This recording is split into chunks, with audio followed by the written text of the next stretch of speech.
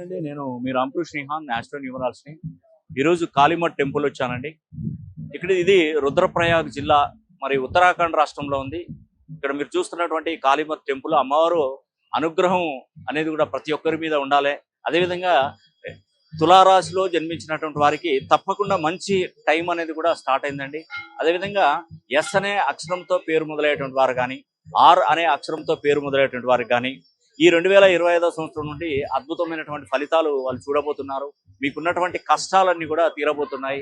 అమ్మవారు సాక్షిగా చెప్తున్నాను, మీకు డెవలప్మెంట్ అనేది స్టార్ట్ అయిందండి. ఎందుకంటే 9వ స్థానంలోకి గురువు ప్రవేశించిన ఎడల మీకు మంచి జరుగుతుంది తులారాశి వారికి.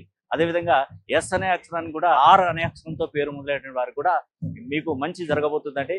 మీరు చూస్తున్నారు కదా, ఇది కాళీమఠ్ టెంపుల్, ఇది రుద్రప్రయాగ్ జిల్లాలో ఉంది. ఇక్కడ అమ్మవారిని మీరు అనుగ్రహం కోసం మీరు రండి ఒకసారి.